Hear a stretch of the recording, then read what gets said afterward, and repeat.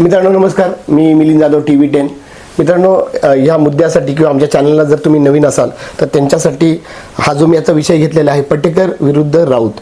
तर हे नागरिक विरुद्ध एक अधिकारी आहे आणि अधिकाऱ्यांनी त्या नागरिकावर 353 किंवा 132 ते हे सेक्शन टाकलेलं आहे.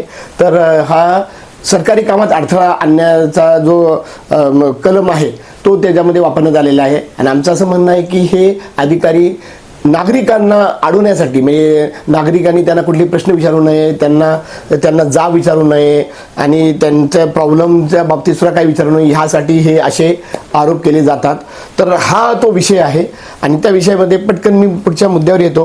तर त्याच्यामध्ये पुढचा मुद्दा असा आहे की हे जे डेप्युटी कमिशनर आहेत की उपआयुक्त जे आहेत त्यांना साधारणतः काय जे उपआयुक्त आहेत त्यांना 1, 2, 3 किंवा 4 किंवा वेळ प्रसंगी 7 असे खाती सुद्धा दिलेले आहेत किंवा विभाग त्यांच्याकडे दिलेले आहेत.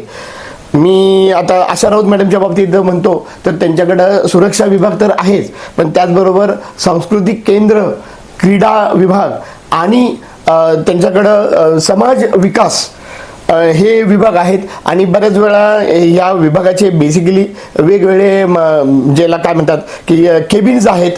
जसं समाज विकास आहे ते अगदी पहिल्या मजल्यावर आहे, खालच्या मजल्यावर आहे, अगदी ग्राउंड फ्लोअरला आहे. तर तिथे आता इथं मुद्दा असा येतो की जेव्हा या अधिकाऱ्यांना एवढी जर म्हणजे एकापेक्षा जास्त खाती जर दिले तर त्या विभागाला, त्या खात्यांना तो न्याय मिळू शकतो का? आणि त्या संबंधित जे काही नागरिक आहेत त्यांना त्याचे प्रश्नाचे उत्तर मिळणार का? कारण का एक जरी विभाग काय जणांकडे आहेत तरी हे अधिकारी, मी असं पाहिलेलं आहे माझ्या साधारण मागच्या 2 वर्षाच्या अनुभवामध्ये, हे वेळेवर सुद्धा येत नाहीत. त्यानंतर म्हणजे त्यांच्या साईट व्हिजिट नावाचा एक प्रकार त्यांचा असतो. त्यानंतर हे स्टँडिंग कमिटीज आणि हे मीटिंग्स आणि बिल्डिंगमध्येच कुठं आहेत हे कुणालाही कळत नाही, माहीत नसतं.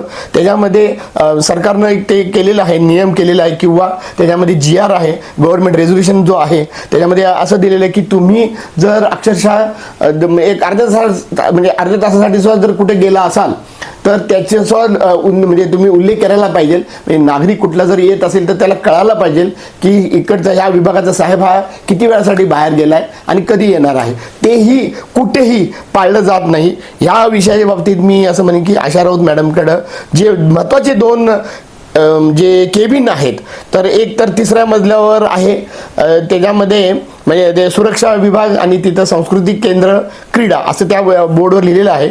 आणि खाली जो आहे जे मी आता म्हटलं की ग्राउंड फ्लोअरला जे आहे ते तिथं ते त्यांचं समाज विकास त्यांचं तिथं आहे. मी समाज विकासमध्ये कमीत कमी 10 वेळा गेलो असेल, मला एकदाही तिथे आशा राऊत मॅडम बसलेल्या दिसल्या नाहीत. तिथं अगोदर भोसेकर म्हणून साहेब होते, तर भोसेकर साहेब सुद्धा ते तिथं क्वचितच बसायचे. फक्त मी एवढं सांगतो की नितीन उदास साहेब जे होते सगळ्यात अगोदरचे अगदी रेग्युलर, हे बरेचसे जणांना त्यांना एक्स्ट्रा ते दिलेलं आहे पद. त्यातलं हे समाज विकास आणि महत्त्वाचं जे आहे असा तो विभाग आहे. तर नितीन उदास साहेब फक्त मला तिथं भेटलेले आहेत. त्यांचा व्हिडिओ मी तुम्हाला दाखवीन. तर विषय असा आहे की जर या अधिकाऱ्यांना तुम्ही 2, 3, 4, 5 प्रसंगी 7, माधव जगताप साहेबांना एकेवेळी 7 विभाग त्यांच्याकडे होते, याचा अर्थ काय की तुम्ही म्हणजे दुसरे तुम्हाला सक्षम अधिकारी मिळतच नाहीत का? तुमच्या महानगरपालिकेत ते नाही आहेत का तुम्हाला द्यायचं नाहीये का? तो त्या अधिकाऱ्यावर सुद्धा अन्याय होत नाही का? 7 खाती दिली, त्याला जर एकालाही न्याय देता आला नाही तर त्यांच्यासाठी सुद्धा ते चांगलं नाहीये आणि नागरिकांसाठी तर ते किती हानिकारक आहे. तर तेच जर झालं असेल कविता पटेकरांच्या बाबतीत की जर त्यांना जे सांस्कृतिक विभागासाठी ते आले होत्या पण त्यांना अटक झाली परत सुरक्षा विभाग म्हणून आणि ते सगळी पुढची कारवाई केलेली आहे, तर हे कितपत योग्य आहे? आणि माझा हा सवाल आयुक्तांना आहे की असं काही अधिकाऱ्यांना एवढी खाती का देता? उदाहरणार्थ आणखीन एक तुम्हाला सांगतो की जे प्रसाद काटकर आहेत तर त्यांच्याकडे सुद्धा 3-4 खाती आहेत. त्यांच्याकडे तर एक झोन आहे, झोन म्हणजे ज्याच्या अंडर 3 वॉर्ड सुद्धा येतात, असे 5 झोन आहेत पुण्यामधले. तर एक झोन त्यांच्याकडे आहे. वर आणखीन OSD, officer on special duty, म्हणजे ते हे बघतात की सामान्य प्रशासन जे पूर्ण बिल्डिंगचं आहे, जे अगदी आयुक्तांचं आहे ते नीट करतात का नाही. इथेच ते प्रश्न येतो की दप्तर दिरंगाई, म्हणजे जे अर्ज पटेकर मॅडमचा जो प्रॉब्लेम आहे तोच आहे की त्यांनी एक अर्ज दिलेला आहे आणि त्याच्यावर कारवाई का होत नाही किंवा त्यांचे काही प्रश्न असतील तर त्याच्यावर त्या विचारायला आले होते. ते ज्या व्हिडिओमध्ये ते बघायला मिळते, ज्याच्याकडे दुर्लक्ष करतो आपण, त्यांचं तेच म्हणणं आहे की 1 महिना झाला तुमच्याकडे पडलेला आहे, तुम्ही त्याच्यावर उत्तर देत नाहीये हो किंवा नाही, तर मग नागरिकांना राग येणार का नाही येणार. तर हा मुद्दा आजचा आहे की 3 किंवा 4 खाती आहेत आशा राऊत मॅडमकडं, हे कितपत योग्य आहे आणि मग ह्याच्यावर तुम्ही काय चौकशी करणार का नाही. आणि माझा सगळ्यात महत्त्वाचा मुद्दा आणि सगळ्यात महत्त्वाचा प्रश्न हा आयुक्तांना आहे की आयुक्त साहेब, तुमच्यासाठी जसा अधिकारी महत्त्वाचा आहे तसा नागरिक महत्त्वाचा आहे का नाही. त्या नागरिकांचं तुम्ही ऐकून घेणार का नाही. तर मग त्या नागरिक तो का चिडला, त्याच्यावर 353 दाखल होण्यापेक्षा त्याच्या अगोदर तर ते का चिडला आणि त्यानं समजा जर ते गुन्हा केला असेल तर तो का केला हे जाणून घेण्याची तुम्हाला इच्छा नाहीये का.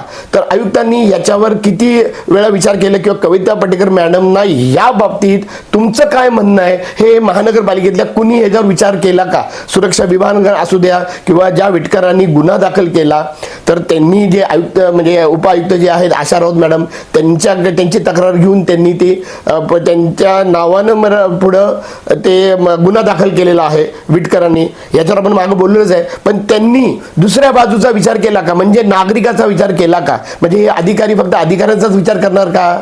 तर हा माझा आजच्या बाबतीतला महत्त्वाचा विषय आहे. पुढच्या वेळी आम्ही हे बघणार की सुरक्षा विभागाच्या विभाग प्रमुख जे आहेत त्यांच्या केबिनमध्ये CCTV का नव्हता. त्यामुळे पुढचा भाग ही लवकरच तुमच्यासमोर येणार आहे आणि मी सुद्धा तुमच्यासमोर हे सगळे मुद्दे मांडणार आहेत. ह्या प्रश्नाची उत्तर आपल्याला कोण देणार. तर परत एकदा याच मुद्द्यावर जे काय तुम्हाला वाटतं ते खाली कॉमेंट बॉक्समध्ये आम्हाला कळवा. पुढच्या वेळी आणखीन आम्ही ते ह्या संदर्भातले सगळे मुद्दे मी तुमच्या पुढे घेऊन येणार आहे. मी मिलिंद जाधव आणि तुम्ही बघत आहात TV10.